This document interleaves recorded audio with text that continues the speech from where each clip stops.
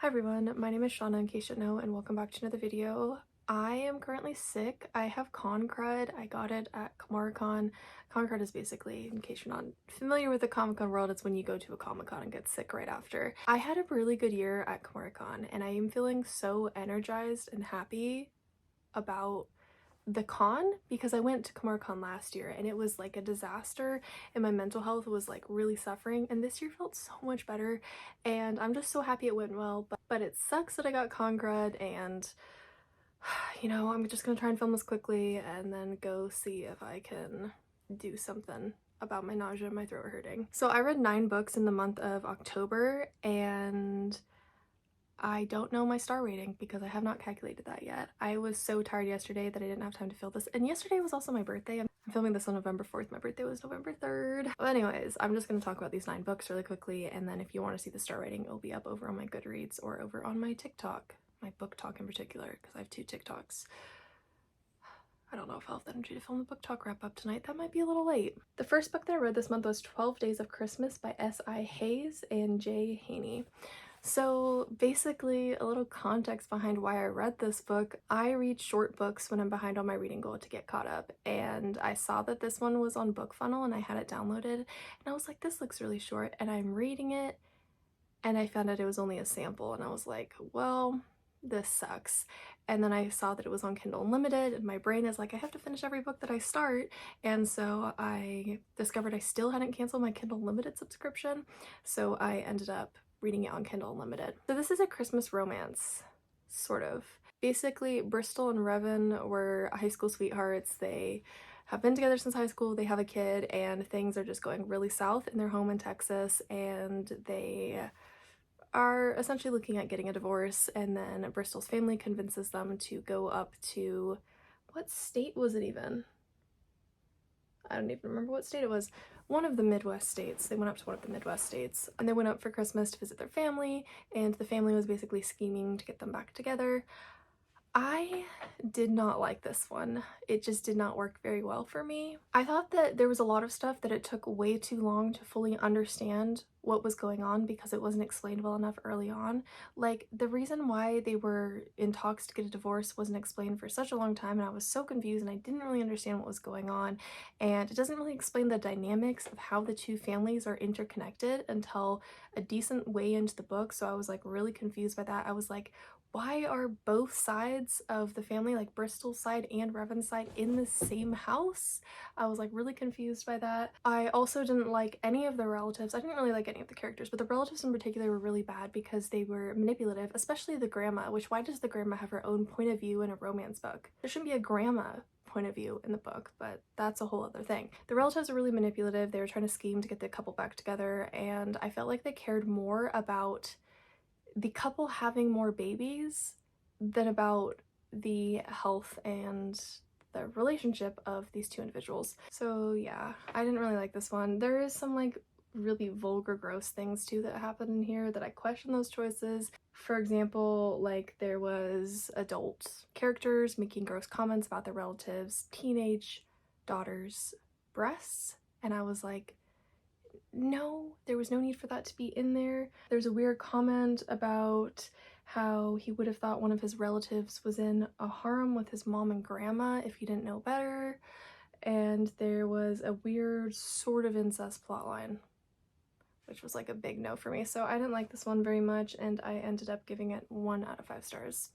And then I read A Vampire in the Bathhouse by Nico Izuki. This is a manga, and it's a standalone manga, and it's basically about this vampire right here, and this vampire learns about bathhouses and decides that he wants to go visit a human bathhouse. So he decides to go and crash this bathhouse and live there for a while, and it's the shenanigans that happen after that.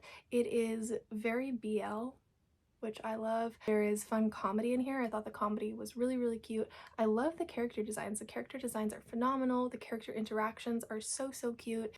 I mean, it wasn't like the deepest manga that you'll ever read, but I did enjoy it, so I gave it 4 out of 5 stars. And then I read Black Clover Volume 2 by Yuki Tabata.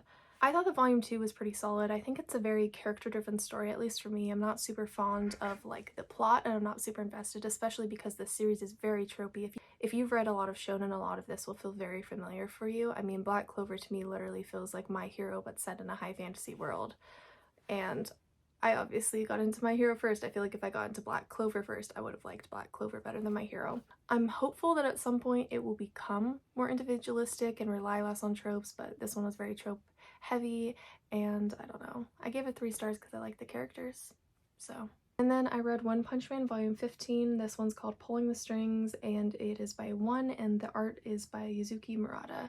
I wish that I liked One Punch Man more, but I grew really bored of it. And I hate that that happened, especially because my brain is like, you have the Shonen Jump subscription, you have to finish reading every series that you've started on there. And I have like 3 series right now that I'm reading on there that I'm not interested in, and my brain is like, you have to finish them. So I'm working on One Punch Man, Black Clover, and Moriarty the Patriot, which I've liked all the Moriarty the Patriot so far. I just had like a situation happen where I'm like, I feel a little weird about Moriarty the Patriot right now. I might get into it again at some point. Oh, I didn't even describe what Black Clover was about now that I think about it. Black Clover is about a boy who wants to become the king of the wizards, but he has no magic powers. Basically, like how Deku wants to be the #1 pro hero, and he has no powers of his own. You see what I mean by the similarities? Now back to One Punch Man. One Punch Man is about the superhero, and he's basically so overpowered that he's bored, and he's striving to find a fight that actually poses a challenge, and he can't find one. I am really not interested in the Monster Hunter Association arc. I do not care. I am tired of it, and each volume is so repetitive, and my favorite characters aren't even really in this series very much anymore, despite the fact that they are the main characters. And so I ended up giving this one 2 out of 5 stars. Didn't vibe with it, unfortunately. I feel obligated to continue the series, so I probably will finish the series, at least as long as I have my Shonen Jump subscription. I'm gonna keep reading it, unfortunately. And then I did my reread of Harry Potter and the Half-Blood Prince for the year. I love this one so much. I think there is such complexity and darkness to this one that you don't have in the previous volumes, which just works really well for it. I love all the memories of Voldemort in here and how intense and dark they are, and how much complexity it adds to Voldemort's character. And I think, to me, a lot of that is it's interesting to see how such dark roots created such a dark person. And I find that really interesting. I feel like I have said most of what I have ever felt about Half-Blood Prince on my channel before, so nothing else is really standing out right now. So I'm just giving it 5 stars because I love it. It's one of my favorites. Don't really have much more to say. I talk about this book every single year, at least, and sometimes I talk about it more in book tags and stuff. So yeah, 5-star read, one of my favorites. Of course I love it. And then I read Black Clover Volume 3. I was starting to get really annoyed in this volume with how there's so many new characters introduced in each volume that it is so hard to keep track of them. And it reminds me of One Punch Man a little bit in that regard, because One Punch Man does a similar thing too, of like dumping in a bunch of new heroes that you've never met before, and it's just a lot to keep track of. One thing I did really like about this volume was the exploration of the different magical powers. I found that to be really interesting. I think the magic system has the potential to be really interesting and strong in this series. So I ended up giving Black Clover Volume 3 3 out of 5 stars. And then I read a like companion book, guidebook, fan book for Harry Potter, Harry Potter's Magical's Guide to Magic. This is by, who is this by? The name's not on the front. Who is this by? The art was created by Ralph Sutton, and to some extent I feel like this book was made just to sell artwork, so maybe he's also the author. Does it say on Goodreads? David B. Mouser. Okay, that's who it is apparently. So I think that this book couldn't decide what it wanted to be. Sometimes it felt like it was a guidebook. Sometimes it felt like it was the author inserting their own opinions on the series. And sometimes it felt like it was diving into theories about what would happen in the series because this came out after only 4 books were out. So I think if it had tapped into just the guidebook side of things, it would have been a lot better. However, there is so much inaccurate information in this. So much. And I can ignore the fact that there's typos littered everywhere. I can't ignore the inaccurate information. I'm just gonna flip to a random page and start reading some stuff off to show you how inaccurate it is. I did keep track for a while of the problems and the inaccurate stuff that I saw, but I gave up after a while. Okay, so here we go. Harry goes to his first flying broom lesson given by Madam Hooch and finds out that he is a natural flyer. He has his first encounter with Draco Malfoy. Incorrect. Harry has had 2 encounters with Draco Malfoy by that point on the train, and at Madame Malkin's. And then here's another example of an inaccurate fact. Ron Weasley appears at number 4 Privet Drive, rescues Harry from the Dursley cellar where he has been imprisoned, and takes him home to the Burrow. Oh, I didn't even realize that Burrow was spelled really wrong. Boroughh. Anyways, Harry wasn't in the Dursley cellar. The Dursleys don't have a cellar as far as I'm aware. Those were just 2 examples, but it was things like that where I'm just like, there's so much inaccurate information in here. Just read the book and get the accurate information if you're going to make a guidebook. So I ended up giving this one 2 out of 5 stars. Also, the artwork's really questionable. Like, really questionable in points. The Whomping Willow. Anyways, enough about that. I could rant about that a lot. I'm not going to do a, like, sentence by sentence analysis of everything in here, but yeah, this just was not great.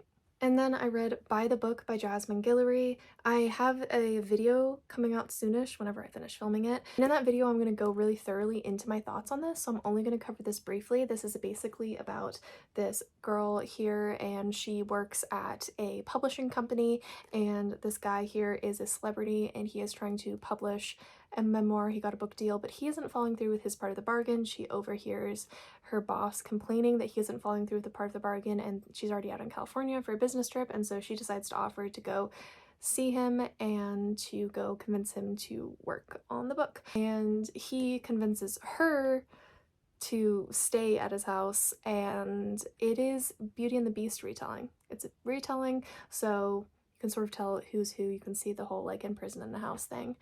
I didn't like this one very much. I really wanted to. The author is going to the Portland Book Festival, and so I read it because I was like, oh, if I like it, I can go get it signed at the Portland Book Festival.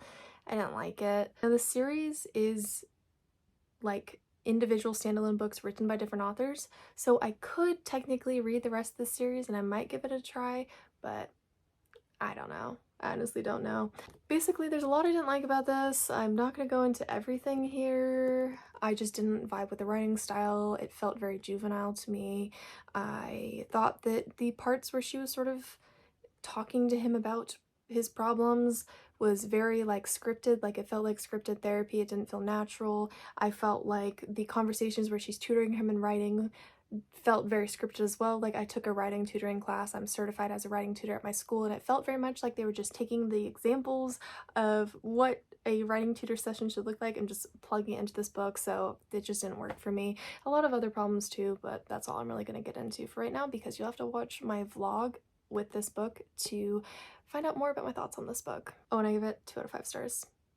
Yeah, it's also boring. Really boring. So yeah, 2 out of 5 stars it is. And then I read Black Clover Volume 4, and I'm just completely bored of the series by this point. Like, so bored. And in this one too, I was struggling because there's a fight going on, but there's so many like separate little fights. And so you're bouncing back and forth between all these different fights, but you also are mostly focusing on characters that you just met in the last volume. So you don't get enough time with any of these characters to truly get to know them on any sort of deep level. And so it was just like, oh, I'm tired of bouncing back and forth. I wanted to focus on at least one battle, like one of the mini battles within this larger battle, and just focus on it and go into the characters, but it wouldn't do that. And because of the way that it was bouncing around, there was like an emotional scene in this volume that lacked emotion because of that bouncing around, and I just felt very uninvested. Yeah, my interest in this series has been lost, and knowing me, I will have to keep reading it because I'm reading it on Shonen Jump, so yeah. I'll probably read more. I'm hoping that it gets better, because there's legitimately some characters from the first few volumes that I really liked, and I'm hoping that eventually it'll focus mostly on those characters that I actually like and develop them more, you know? Anyways, this was a 2 out of 5 star read for me. So those were the 9 books that I read in the month of October. I hope all of you enjoyed this video. If you did, feel free to give it a thumbs up and subscribe to me if you haven't already. I upload one longer video every week, and then on the days that I'm not uploading longer videos, I'm uploading my cosplays over on YouTube Shorts, so feel free to check out my YouTube Shorts to see all of my cosplays. I hope all of you had a great October, and I hope you're having a great start to your November, and I'll see all of you in my next video. Until next time, everyone, goodbye.